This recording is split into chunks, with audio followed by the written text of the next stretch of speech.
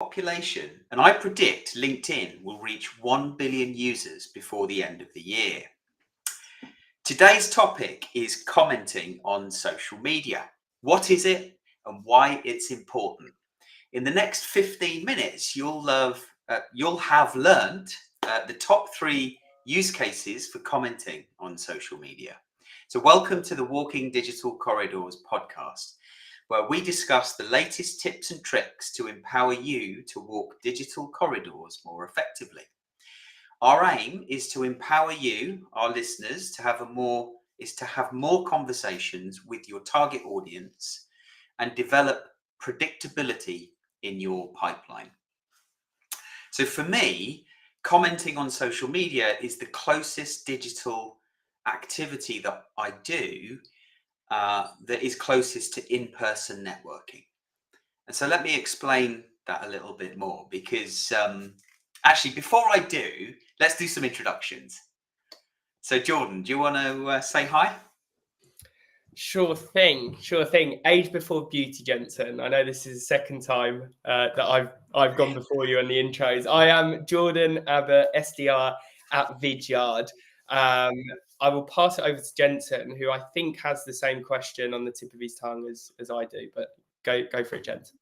Hey all, Jensen Abbott here, BDR at content.ai. And yeah, the question was, how many people are currently using LinkedIn? Good question. It's just coming up here. 985 million members on LinkedIn today. Wow. By the end of the year, so what, they need 15 million more? Yeah. Wow. Yeah, I think it was 930 million by end of March in 2023. So I haven't found a graph that is the full projection, but it does feel like it's going to surpass 1 billion by the end of the year. Wow. Incredible. So back to what I was saying. So why do I think social media commenting or commenting on social media is the closest thing to in-person networking, which is arguably the most effective form of prospecting. Problem is it's not scalable, and it can get pretty expensive attending a lot of events. And so if you imagine that you're at an event or you're in a networking environment, you walk into a room, you've maybe done some of your research already, you know who you want to have a chat with, you can see one or two of those people already speaking to other people today. You might walk around the room and just kind of, figure out who else is there that you want to chat to. And you'll, probably start to walk a little bit closer to the person you want to have a chat with, listen to the conversation that they're having, and wait for your moment to step in and contribute to the conversation. And it might be that you think of an intelligent question to ask, or a smart comment, something that makes you look good. But you're waiting for that moment to insert yourself into that conversation and be part of the conversation and start to build rapport. It's exactly the same on social media.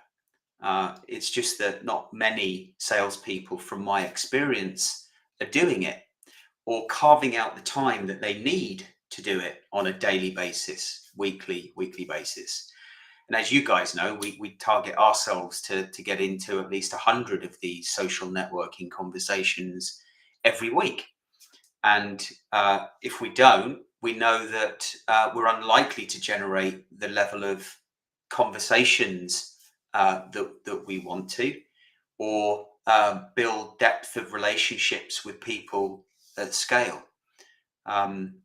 It's, for me, out of everything that you can do with regards to social selling and influence, it's certainly one of those leading indicators.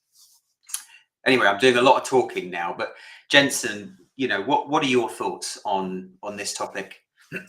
I think it's key to be commenting on people's posts.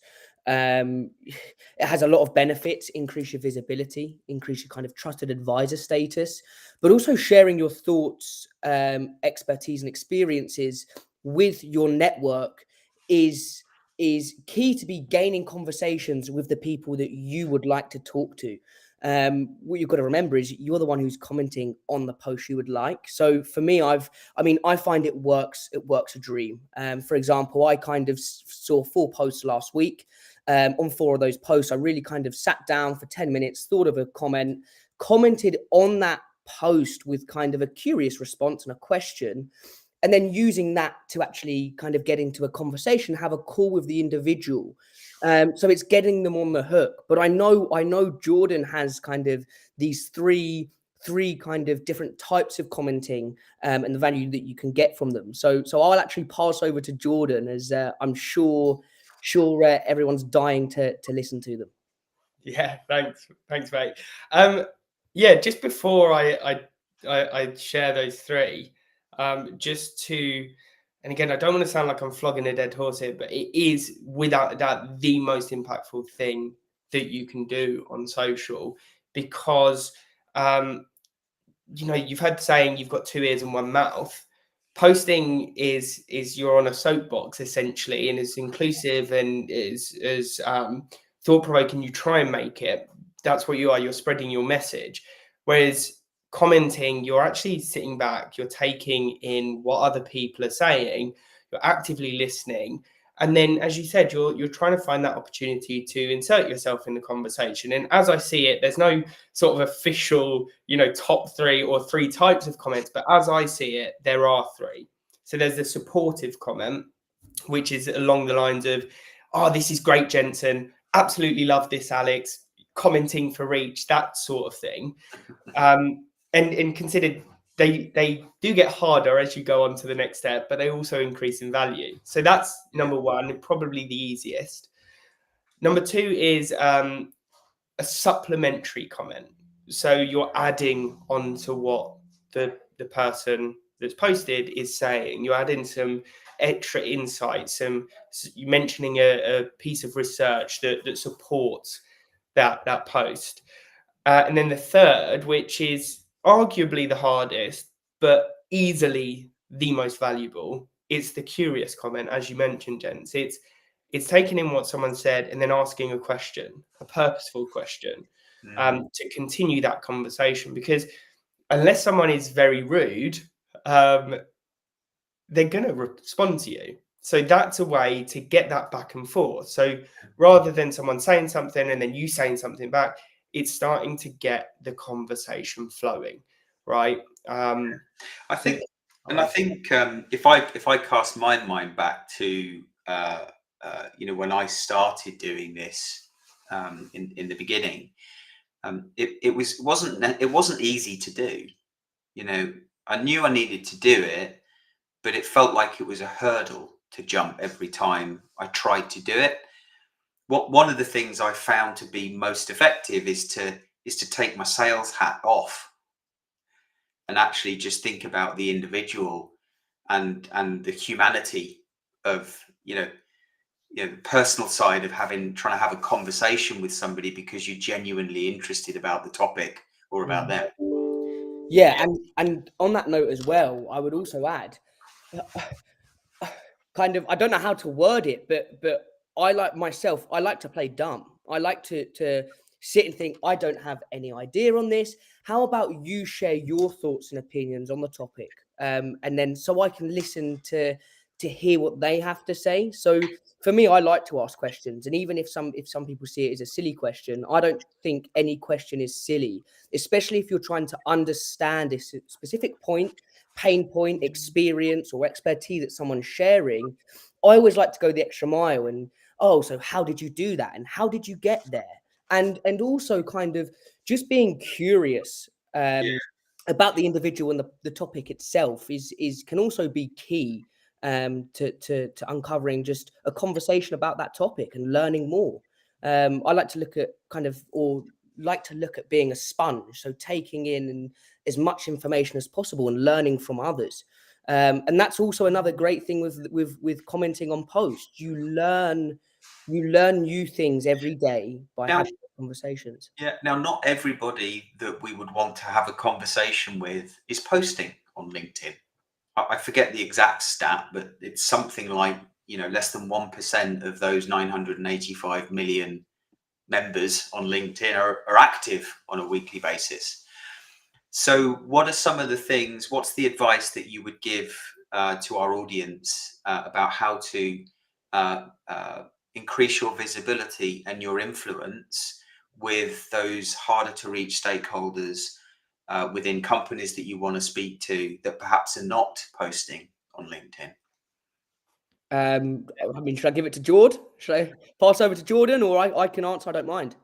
Yeah, fire away. I've got something in mind, but yeah, fire away. Yeah, I mean, bringing them into the conversation. If you notice that they have interacted with a specific post on a specific topic, and you bump into another post that is kind of similar to that, bring them in the conversation. The worst thing that can happen is that they don't reply to it. That is the worst thing. No one's going to judge you. No one's going to say any bad names. All you're trying to do is you're actually trying to just build that relationship with that individual. And I think you've got to remember as well is not everyone's going to speak to you. So just try it. Give it a go. Try and bring them into the conversation. Try and do a post maybe around the topic that you've seen that they've interacted with. So then you can try and spark interest or get them to interact with your post. Yeah. Go on, Jordan. Yeah, no, just building on what you said, as you mentioned, if they've engaged with the post, definitely comment. They'll be notified that someone or people are commenting on that post that they liked. Or what is it? Istatoy. That I only recently learned what that acronym meant, but I saw this and thought of you. Yeah, right. Yeah. So it's perhaps slightly more cheeky. But when there's a post about, something that you think a prospect might be interested in or someone might be interested in, I'll tag them and then put Istatoy. Yeah. I think it's also worth noting that whilst the topic today is commenting on social media, when we think about the compounding effect of doing all of the other things that we can do on social media, if we're connecting with as many people as possible within those companies that we'd like to do business with, by commenting on either posts that other stakeholders have done within the business, or topics that we know that those people that we're not, those ideal stakeholders we're not yet connected to are interested in, the commenting in those two scenarios builds our influence within that organization, because those people that we started to connect to, not yet the ideal stakeholders, are typically well connected within that organization. And so by commenting and popping up in the timeline of those secondary, tertiary stakeholders within the organization, we increase our chances of being seen by those primary stakeholders that we really like to connect with and build a relationship with. Yeah. That's and as they see us popping up, we become a friendly face. So that time when we do choose to connect with them, it's somebody, we're potentially somebody that they feel like they know. Yeah. Indeed. Conscious of time, there is one more thing just to really hammer the message home. So when I was doing my reporting this Monday, looking back over the past 4 weeks, throughout that period, I just come back from holiday, build up for the events. And the one thing that changed within my behaviors was a lack of commenting, and my meeting booking rate suffered. I booked only half as many meetings as I typically would. So get out there and get commenting. Message. That's a really good point. And on that note, I think we're just coming to a close. So thank you for joining us today on Walking Digital Corridors podcast, the commenting on social media episode. Next week, we're going to be looking at content marketing versus content making. So look out for the event, LinkedIn event for next week, and we will see you again soon. Enjoy the rest of your week.